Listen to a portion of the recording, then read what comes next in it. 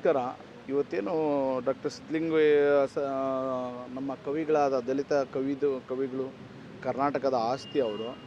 ಅವರು ಉದ್ದೇಶ ಇಡೀ ದಲಿತ ಸಮುದಾಯ, ಆ ಜಾತಿ ವಲಯರು, ಮಾದಿಗರು, ಇನ್ನಿತರ ಯಾವುದೇ ಜಾತಿ ಜನಾಂಗ ಅನ್ನದಿರ ಸಮಾನತೆಯಿಂದ ಸಮಾನತೆಗಾಗಿ ಹೋರಾಟ ಮಾಡಿದಂಥ ಮಹಾನ್ ಕವಿಗಳು. ಇಡೀ ರಾಜ್ಯ ಅಲ್ಲ, ದೇಶಾದ್ಯಂತ ಅವರು ಬಹಳ ಸಾಹಿತ್ಯದಿಂದ ಹಲವಾರು ಜನಗಳು ಬದಲಾವಣೆ ಆಗಿದ್ದಾರೆ.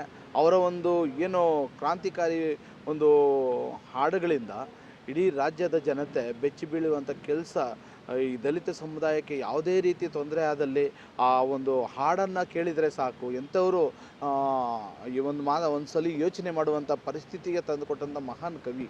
ಯಾಕೆಂದರೆ ಇವತ್ತು ದಲಿತರು ಏನಾದರೂ ನೆಮ್ಮದಿಯಾಗಿ ಒಂದು 50 ವರ್ಷಗಳ ಕಾಲ, ಏನು ಇವತ್ತು 50-60 ವರ್ಷಗಳಿಂದ ಇವರು ಈ ಧ್ವನಿ ಎತ್ತಿದ ಮೇಲೆ ದಲಿತ ಸಮುದಾಯ ಹೊರಗಡೆ ಬಂದಿದೆ. ಇವರ ಒಂದು ಕ್ರಾಂತಿಕಾರಿ ಹಾಡುಗಳಿಗೆ ಎಲ್ಲರೂ ಧ್ವನಿ ಎತ್ತಿ ಅವರ ಆದರ್ಶಗಳನ್ನು ಪಾಲನೆ ಮಾಡಿಕೊಂಡು ಇವತ್ತು ರಾಜ್ಯಾದ್ಯಂತ ಅಲ್ಲದೆ ದೇಶಾದ್ಯಂತ ನಮ್ಮ ಡಾಕ್ಟರ್ ಸಿದ್ಧಲಿಂಗಯ್ಯ ಸಾಹೇಬರು ನಮ್ಮ ದಲಿತ ಸಮುದಾಯದಲ್ಲಿ ಹುಟ್ಟಿದ್ದೆ ನಮ್ಮೆಲ್ಲರ ಪುಣ್ಯ ಅಂತ ಹೇಳೋಕ್ಕೆ ಬಯಸ್ತೀವಿ. ಯಾಕೆಂದರೆ ಇಂಥ ಮಹಾನ್ ಕವಿಗಳು ಇನ್ನೂ ಹುಟ್ಟಬೇಕು. ಅವರ ಮಾರ್ಗದರ್ಶನದಲ್ಲಿ ಅವರ ಆದರ್ಶಗಳನ್ನು ಪಾಲನೆ ಮಾಡಿಕೊಂಡು ಈ ಒಂದು ಕ್ರಾಂತಿಕಾರಿ ಹಾಡುಗಳಾಗ್ಬೋದು, ವಿಚಾರಗಳನ್ನಾಗ್ಬೋದು, ಹೋರಾಟಗಳನ್ನಾಗ್ಬೋದು, ಇಂಥವರ ಒಂದು ಆದರ್ಶಗಳನ್ನು ಪಾಲನೆ ಮಾಡೋದು ನಮ್ಮೆಲ್ಲರ ಕರ್ತವ್ಯ ಆಗಿರುತ್ತೆ. ಪ್ರತಿಯೊಬ್ಬರು ನಮ್ಮ ಸಿದ್ಧಲಿಂಗಯ್ಯ ಅವರ ಪುಸ್ತಕಗಳನ್ನು ಓದಿ ಅವರ ಒಂದು ಪ್ರತಿಯೊಂದು ಹಾಡುಗಳನ್ನು ಕೇಳಿ ಇನ್ನೂ ಈ ದೇಶದಲ್ಲಿ ಒಗ್ಗಟ್ಟು ಪ್ರದರ್ಶನ ಮಾಡೋದಕ್ಕೆ ಎಲ್ಲರೂ ಒಗ್ಗಟ್ಟಾಗಬೇಕು. ಎಲ್ಲ ದಲಿತ ಸಮುದಾಯದ ಅಣ್ಣ ತಮ್ಮಂದರಲ್ಲಿ ನಾನು ಈ ಸಂದರ್ಭದಲ್ಲಿ ಅವರ ಒಂದು ಜಯಂತಿ ಪ್ರಯುಕ್ತ ನಾನು ವಿನಂತಿ ಮಾಡ್ಕೊತೀನಿ. ನುಡಿನಗಮನ ಕಾರ್ಯಕ್ರಮಕ್ಕೆ ಬಂದಂಥ ಎಲ್ಲರೂ ನಿಜವಾಗ್ಲೂ ನಾವು ಎಲ್ಲರೂ ಧನ್ಯರಾಗಿದ್ದೀವಿ. ಒಂದು ಕಲಾಮಂಡಳಿಯನ್ನೇ ಭಾರತೀಯರ ಸೇವಾ ಸಮಿತಿ ವತಿಯಿಂದ ಒಂದು ಕಲಾಮಂಡಳಿ ರಾಜ್ಯ ನಮ್ಮ ಮಂಜು ಕವಿಯವರು ಸೇರಿದಂತೆ ಹಲವಾರು ಗಾಯಕರಿದ್ದಾರೆ ನಮ್ಮ ತಂಡದಲ್ಲಿ, ಸಂಘಟನೆಯಲ್ಲಿ.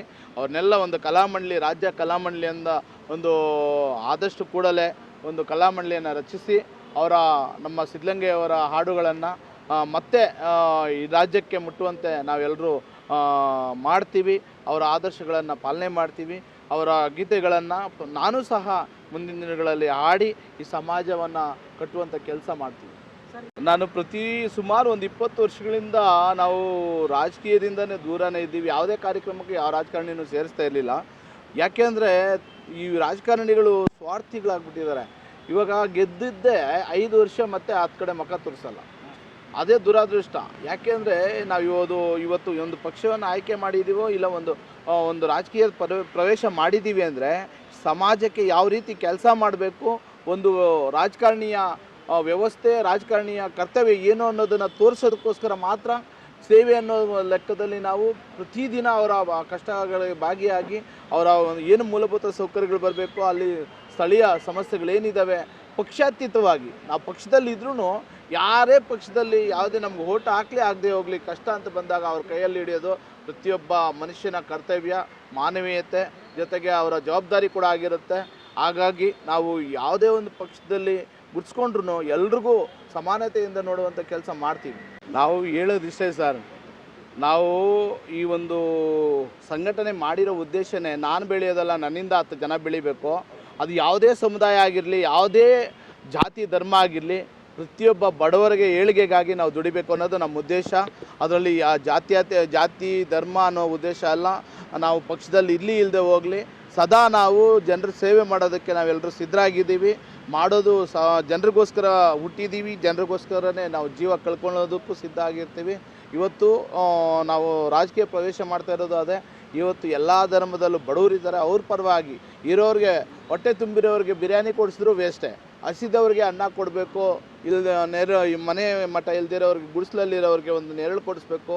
ಯಾವುದೋ ಒಂದು ಜೀವನವನ್ನು ಕಟ್ಟುವಂಥ ಕೆಲಸ ಅವ್ರಿಗೆ ಜೀವನದಲ್ಲಿ ನಾವು ಜೊತೆಯಲ್ಲಿ ಕಷ್ಟ ಸುಖಕ್ಕೆ ಭಾಗಿಯಾಗಿ ಅವರ ಕಷ್ಟಗಳನ್ನು ಪರಿಹಾರ ಕೊಡೋ ರೀತಿಯಲ್ಲಿ ನೆರವೇರಿಸುವ ಮೂಲಕ ನಾವು ಈ ಒಂದು ರಾಜಕೀಯ ಪ್ರವೇಶ, ಜೊತೆಗೆ ನಾವು ಈಗಾಗಲೇ 25 ವರ್ಷಗಳಿಂದ ಮಾಡ್ಕೊಂಡೇ ಬಂದಿದ್ದೀವಿ. ಈ ಖಾಲಿ ಕ್ಷೇತ್ರ ಅಲ್ಲ, ವಾರ್ಡ್ ಅಲ್ಲ, ಇಡೀ ರಾಜ್ಯ ಅಲ್ಲ, ಇಡೀ ದೇಶದಲ್ಲಿ ಹಲವಾರು ರಾಜ್ಯಗಳಲ್ಲಿ ಸಮಸ್ಯೆ ಅಂತ ಬಂದಾಗ ನಾವೆಲ್ಲರೂ ಧ್ವನಿ ಎತ್ತಿ ಅವ್ರಿಗೆ ನ್ಯಾಯ ಕೊಡಿಸುವಂಥ ಕೆಲಸ ಕೊಟ್ಟಿದ್ದೀವಿ. ಅದು ಏನು ಇವತ್ತು ನಮ್ಮ ಮಾಧ್ಯಮ ಮಿತ್ರರು ನಮಗೆ ಹಲವಾರು ರೀತಿಯಲ್ಲಿ ಗೌರವ ಕೊಡ್ತಾ ಇದ್ದಾರೆ, ಅವ್ರಿಗೆಲ್ರಿಗೂ ನಾವು ವಂದಿಸಿ ಅಭಿನಂದಿಸ್ತೀವಿ. ಒಳ್ಳೆಯದಾಗಲಿ.